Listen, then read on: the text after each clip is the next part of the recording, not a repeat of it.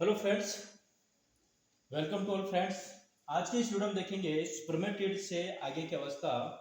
हालांकि हमारा टॉपिक चल रहा था स्पर्मेटोजेनेसिस यानी कि शुक्र जनन प्रोसेसिंग, ठीक है, जिसमें हमने देखा था स्पर्मेटिड तक देखा था, यानी कि एक प्राइमरी स्पर्मेटोसाइट, चार उसके बाद सेकेंडरी, फिर अपने स्पर्मेटिड का फॉर्मेशन हो रहा था। यानी कि हम कह सकते हैं एक तरह से कि प्राइमरी स्पर्मेटोसाइट से चार स्पर्मेटिड का फॉर्मेशन हो रहा था। हमने स्पर्मेटोजेनेसिस के दौरान स्पर्मेटिड तक देखा था, जो कि एक ऐसी अवस्था थी, गोल संरचना थी। कैसी थी ये स्पर्मेटिड? कौन सी संरचना थी? एक तो गोल संरचना थी, दूसरी इनएक्टिव फॉर्म में थी, यानी कि एक्टिव नहीं था। और आपको ये छोटी सी पोज दिखाई दे रही है, ये स्पर्मेटिड यानी कि ये है शुक्राणु से पहले की अवस्था। यानी कि अपने प्राइमरी स्पर्मेटोसाइट देखा, यानी कि प्राइमरी किस में बदल रहा था? सेकेंडरी में। फिर सेकेंडरी से किस में बदल रहा था? स्पर्मेटिड, ठीक है। फिर जाके फॉर्मुलेशन हो रहा था, यानी कि स्पर्मेटिड किसमें कन्वर्ट होगा? स्पर्म में होगा, ठीक है। तो ये चीज देखेंगे आज की इस वीडियो में। हमने देखा था कि स्पर्मेटिड जो कि इनएक्टिव था, यानी कि अक्रिय जिसे अपन कह सकते हैं, एक्टिवेट नहीं था। दूसरी बात, अधिक वजन था, अधिक वेट था, जिसमें इसकी इतनी गति नहीं थी, यानी कि अगतिशील अपन कह सकते हैं इसे। तीसरी बात, इसमें साइटोप्लाज्म की अधिक मात्रा थी, जिससे कि इसका वेट अधिक था, और एक गोल सी संरचना थी। अगर हम इसमें देखें कि हमें क्या क्या देखने को मिल रहा है, तो इसमें हमें गोल्जी बॉडी देखने को मिलेगा, यानी कि गोल्जी का है। इसके साथ ही हमें केंद्रक देखने को मिलेगा, ठीक है। और फिर ये दो बिंदु जैसी संरचना दिखाई दे रही है, इसे सेंट्रियोल कहते हैं, यानी कि तारकांड, ठीक है। और ये जो दिखाई दे रहा है आप लोग को, ये माइटोकॉन्ड्रिया है, ठीक है। अब होता क्या है, अब स्पर्मेटिड यानी कि शुक्राणु से पूर्व की अवस्था, स्पर्मेटिड किसमें कन्वर्ट होगा? शुक्राणु में कन्वर्ट होगा, यानी कि स्पर्म में कन्वर्ट होगा, ठीक है। होता क्या है इसमें, देखो कि ये जो इसका स्पर्मेटिड का जो केंद्रक था, उसके अंदर हमें क्या देखने को मिलेगी? देखो यहाँ अपन को देखने को मिलेगी डीएनए, इसके अलावा क्रोमोसोम,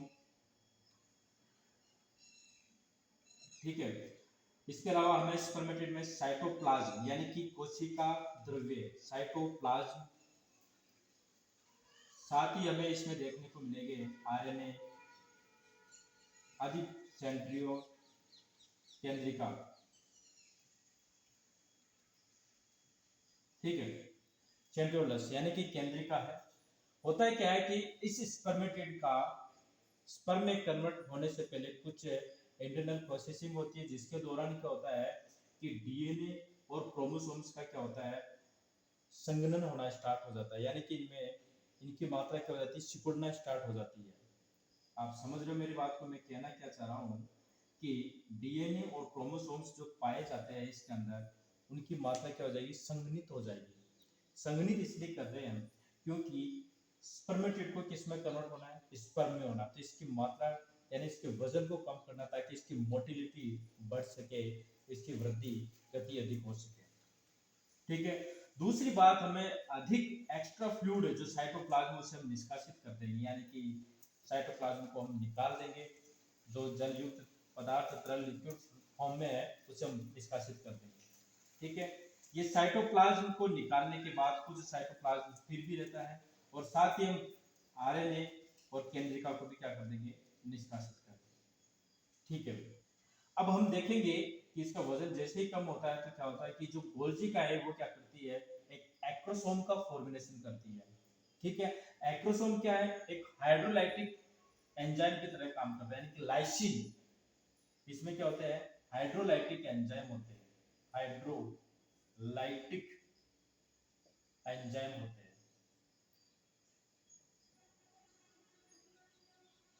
ठीक है। इसके अलावा हम देखेंगे ये जो केंद्र का आपको दिखाई दे रहा है सेंट्रियोल। सेंट्रियोल होते हैं कितने? दो। एक तो केंद्र के जस्ट पास में होता है, ठीक है, जिसे अपन बोलेंगे प्रॉक्सिमल सेंट्रियोल, यानी कि केंद्र के जस्ट पास, पैर से अपन याद रख सकते हैं प्रॉक्सिमल सेंट्रियोल। और दूसरा जो केंद्रक होता है उसे अपन बोलते हैं डिस्टल सेंट्रियोल, ठीक है। और यहीं पर जो माइटोकॉन्ड्रिया पाए जाते हैं वो एक सर्पिला क्रम में व्यवस्थित हो जाते हैं। ठीक है, यानी कि हम कह सकते हैं एक तरह से ये जो स्पर्मेटिड है वो इसका हेड एक तरह से एक लंबाकार संरचना में कन्वर्ट हो जाता है, क्योंकि इसे क्या करना है, ओवम को फर्टाइल करना है, इसलिए ऐसी संरचना तैयार हो जाती है। अब हम देखेंगे कि इसमें क्या क्या कन्वर्ट होता है और क्या क्या हुआ है। देखो ये जो पार्ट दिखाई दे रहा है इसे अपन बोलेंगे हेड, यानी कि अगर इस चीज की पूरी की बात करें तो ये वाला फोर्थ पार्ट कहलाएगा हेड। ठीक है, हेड में ये जो संरचना दिखाई दे रही है ऊपर की वाली इसे अपन बोलेंगे एक्रोसोम। एक्रोसोम का फॉर्मेशन किस हो रहा है, गोल्जी गाइस हो रहा है। ठीक है, जिसमें क्या होते हैं, हाइड्रोलाइटिक एंजाइम होते हैं, जिससे क्या करता है ये आगे इन फ्यूचर फर्टाइल के दौरान ओवम की जितनी भी लेयर होती है जैसे कि जोना पेलुसिडा, कोरोना रेडिएटा, इन सबको क्या करता है, तोड़ने का कार्य करता है। इसके ऊपर ये प्लाज्मा मेम्ब्रेन पाई जाती है, ये प्लाज्मा मेम्ब्रेन।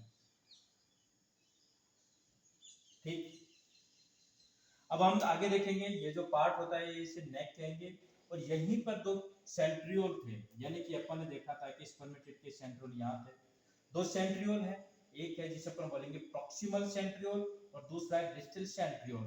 अगर हम प्रॉक्सिमल सेंट्रियोल की बात करें तो प्रॉक्सिमल सेंट्रियोल क्या काम करेगा, यह फर्टिलाइजेशन में क्या करेगा, मदद करेगा। देखो फर्टिलाइजेशन करेगा, फर्टिलाइजेशन करेगा, हेल्प करेगा, साथ ही यह क्लीवेज में यानी कि विदलन के दौरान भी क्या करेगा, उसे प्रेरित करेगा, यानी कि क्लीवेज को क्या करेगा,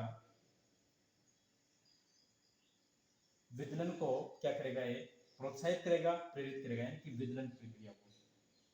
ठीक है, दूरस्थ सेंट्रियोल यानी कि दूसरा सेंट्रियोल यानी कि डिस्टल सेंट्रियोल क्या करेगा, यह क्या करेगा, टेल में एक्सियल फिलामेंट का फॉर्मेशन करता है। किसका निर्माण करेगा, ये एक्सियल फिलामेंट का निर्माण करेगा।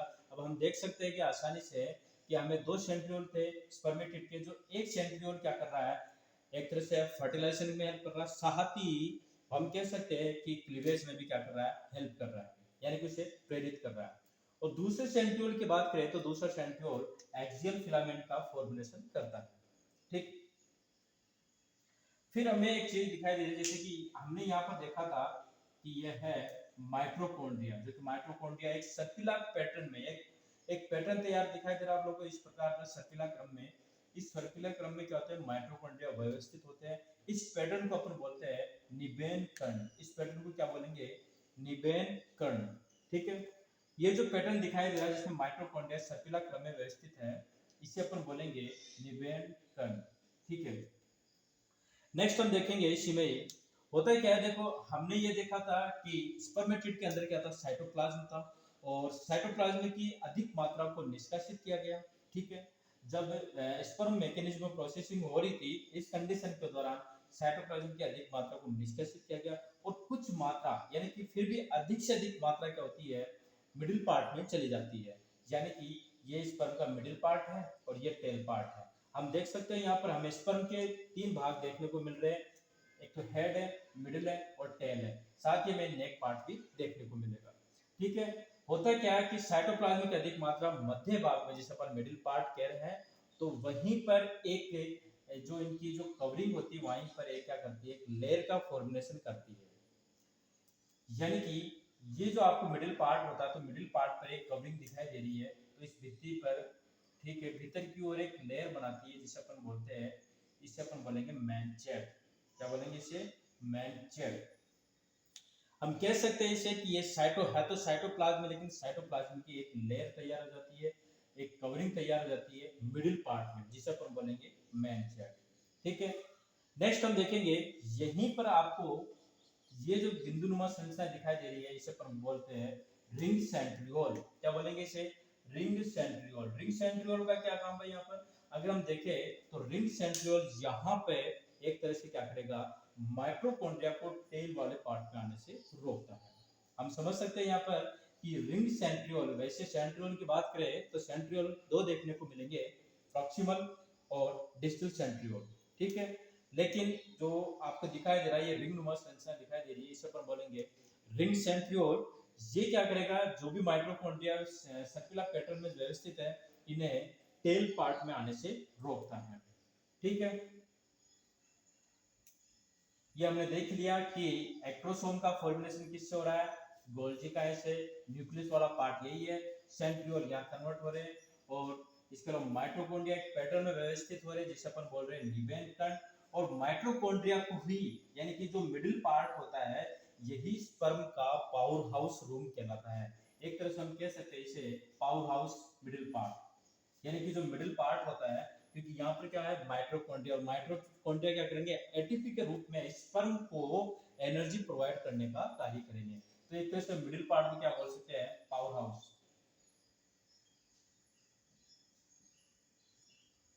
ठीक है, इसी के साथ ही हम ये फिनिश करते हैं कि हम समझ सकते हैं कि आराम से कि स्पर्मेट्रेट की क्या क्या अवस्था या क्या क्या सिस्टम स्पर्म में कन्वर्ट होते हैं। ठीक है, धन्यवाद।